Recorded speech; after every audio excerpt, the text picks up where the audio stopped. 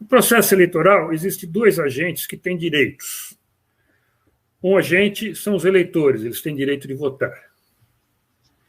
E outros agentes são os candidatos, os partidos políticos, eles têm direito a receber o voto. Existe um terceiro participante muito importante, que é a autoridade eleitoral, que faz a eleição, mas essa tem o dever de atender o direito dos outros dois. Numa situação normal, vamos aqui pensar não se é voto manual, se é voto impresso, se é voto eletrônico, o que é.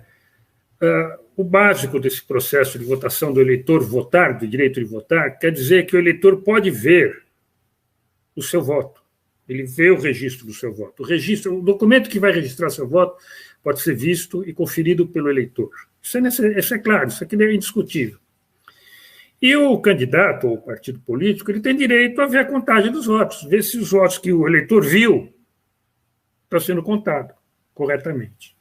Então, esses dois direitos que é o que está expresso nesse título, voto impresso auditável. Auditável o que é? O candidato pode conferir a contagem dos votos.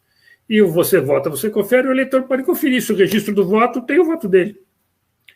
Por incrível que pareça, desde 1996 aqui no Brasil, instituído esse sistema eleitoral, nosso modelo de urna eletrônica, que é um modelo de primeira geração, o mais antigo modelo que já foi rejeitado no resto do mundo, que tornou o voto secreto para o eleitor. Você vê o voto na tela, a hora que você escolhe seus candidatos, digita lá, aparece na tela, você confirma. Depois que você confirma, o voto é registrado, num arquivo que eles chamam de registro digital do voto. Presta atenção, o registro digital do voto é criado depois que o eleitor confirma. Então, o que foi registrado, o eleitor não vê. A última coisa que ele vê é o que estava na tela. Isso não é o que está necessariamente que está gravado. Pode ser que seja, pode ser que não seja. Mas, simplesmente, o sistema não permite o eleitor ver o que foi registrado como sendo seu voto. E no final do dia, quando encerra a votação, o mesário digita lá uma senha, a urna emite o boletim de urna, que ele diz que é a soma dos registros digitais do voto que o eleitor não conferiu.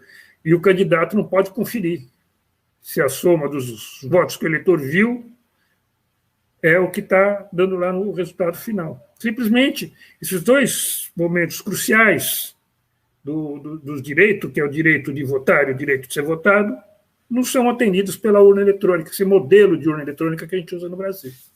Por esse motivo, esse modelo foi abandonado no resto do mundo. Ele foi o primeiro modelo. Quando alguém falou, vamos fazer votação eletrônica, usar o computador para fazer votação, todo mundo achou que era uma ideia ótima. Como que a gente vai fazer? O eleitor vai lá, vota, grava, no final do dia soma. Pareceu ótimo no começo, mas logo a comunidade acadêmica e o pessoal que entendia um pouquinho de computação percebeu que não tinha segurança nenhuma isso. Você podia fazer um software que dizia ok, você votou, muito obrigado, pode ir embora, e gravar o voto para outro. Se o eleitor não pode ver o que foi gravado. Então, esse modelo acabou sendo abandonado no resto do mundo. A Índia e a Holanda começaram a ter urnas eletrônicas desse modelo, que é o modelo brasileiro de primeira geração, antes do Brasil. Costumo falar que o Brasil é pioneiro, mas não é. A Índia e a Holanda começaram bem antes da gente. E eles já abandonaram esse modelo. A Alemanha também testou o modelo com urna eletrônica sem voto impresso e a Suprema Corte da Alemanha declarou esse modelo, aceitou a eleição, mas falou, olha, está errado, não pode ter mais, proibiu, declarou inconstitucional urna eletrônica sem o registro materializado do voto que o eleitor possa conferir. Então, é isso que tem que ser. No mundo inteiro, no meio acadêmico, no mundo inteiro, hoje em dia está na onda, né? Falar é científico, é a ciência que decide tudo. Bom, no mundo acadêmico, onde se decide a questão da ciência, o voto eletrônico já foi decidido há muito tempo. Tem que ter materialização do voto. O inventor da técnica de assinatura digital, que o TSE diz que usa para garantir que o software é honesto, que não desvia voto, tudo, o inventor dessa técnica, ele já escreveu mais de uma dezena de artigos dizendo que essa técnica não serve para garantir que o programa que faz o voto, o software, é honesto. Ele serve para garantir que você transmitir um arquivo, ele chega em outro lugar sem adulteração. Não quer dizer que ele registrou certo o voto. Então, o mundo acadêmico já deixou claro que precisa ter o que eles chamam de princípio da independência do software. Significa que o sistema eleitoral eletrônico tem que permitir uma auditoria que seja independente do software. Não pode você... O TSE fala que, por exemplo, você pode imprimir os votos que estão lá no arquivo do registro digital do software para ver que dá o resultado que está no boletim de urna. Mas o boletim de urna, o registro digital do software, dos votos, foi criado pelo software. Você está usando o software, pode estar o software. Isso, a ciência, né, o mundo acadêmico já decidiu que isso não serve como auditoria, isso não é auditoria. A auditoria tem que ser independente do software do sistema. E para isso, então, que a gente cria a ideia da materialização do voto ou do voto impresso, que a finalidade qualquer, como o deputado Eduardo Bolsonaro falou, é registrar uma via do voto além da via eletrônica. Então, o voto fica registrado em duas vias. Ele fica gravado na memória da urna, fica gravado no impresso. A vantagem do gravar no impresso é que você primeiro imprime, ou seja, registra o voto no papel, o eleitor vê o que está escrito, ou seja, vê o que está registrado, e só depois ele confirma, diferente do voto eletrônico, que você confirma antes dele ser registrado. Você confirma às cegas no eletrônico. No voto em papel, você vê o que está registrado e fala, esse é meu voto, eu confirmo. E esse voto, então, é guardado, o eleitor não leva para casa, se levar para casa, o voto não vai ser contado. E, enfim, e é assim que passou a ser no resto do mundo e no mundo acadêmico. Só no Brasil que se continua usando esse modelo de urna eletrônica e com essa propaganda que você falou do administrador eleitoral, o diretor-geral da administração eleitoral, que por acaso é ministro do Supremo, diz que quem gosta do voto impresso é porque não gosta de coisa que dá certo. Dá certo para quem? Como que o eleitor sabe que dá certo se o registro do voto dele foi registrado ou não? Né?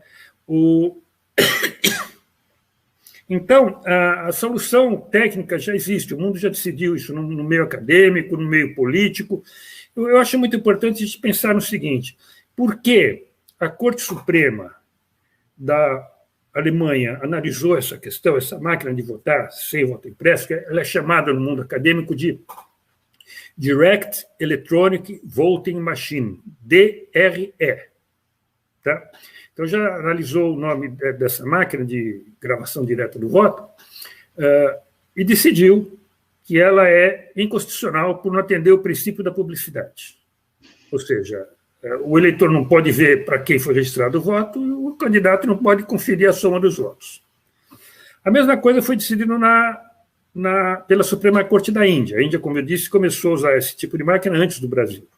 Em 2014, eles decidiram que as máquinas de votar, lá que eles chamam de EVM, Electronic Voting Machine, também não podem ser...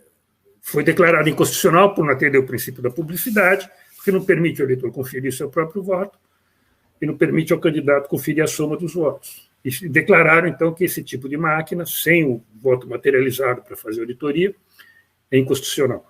E aqui no Brasil já teve 3 leis aprovadas pelo Congresso Nacional. A última foi do presidente Bolsonaro. Ele, quando deputado, apresentou um projeto de lei que acabou virando emenda constitucional. Não, virou uma lei, né? E foi 3 vezes o Supremo declarou inconstitucional a lei do voto impresso. Eu acho muito importante a gente tentar entender, viu, Percival, por que 2 Supremas Cortes, olhando esse problema da máquina eletrônica pura de voto, olham para ela e dizem que ela é inconstitucional porque não tem materialização do voto.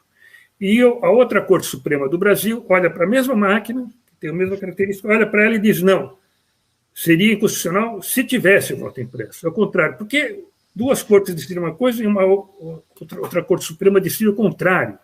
Porque na Alemanha e na Índia não tinha um Bolsonaro para propor o voto impresso. Não, mas eu acho importante entender por que deu essa diferença. A diferença é fácil de descobrir por quê. A Suprema Corte da Alemanha e a Suprema Corte da Índia, elas são Corte Suprema, são juízes decidindo uma questão. Elas não são administradoras do processo eleitoral.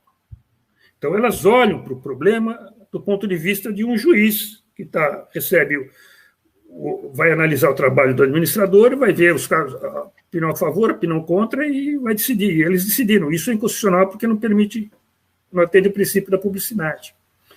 E no Brasil, a Corte Suprema é também o administrador eleitoral.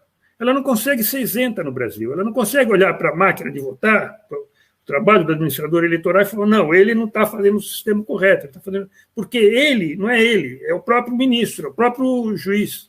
O juiz da Corte Suprema é o administrador eleitoral, então ele não consegue analisar aquilo, ele não consegue ser isento, né? Não consegue ser imparcial ao analisar o sistema eletrônico. Por isso, no Brasil, eles decidiram o contrário da tendência jurídica do resto do mundo. Então, era isso que eu queria dizer nesse primeiro momento, quer dizer, existe no mundo inteiro, já se entendeu que o voto eletrônico puro não funciona, é inauditável, que é necessário ter a materialização do voto para fazer a monitoria por um canal independente do próprio software, e isso é que se usa no resto do mundo. Eu posso, talvez, dizer mais alguma coisa sobre essa questão de quantos votos tem que apurar depois, se conta o voto impresso de uma parte, de tudo. Eu falei na semana passada, Bia, que eu contei o exemplo da Argentina, do modelo da ONU Argentina, que eu fui em duas províncias lá, no Chaco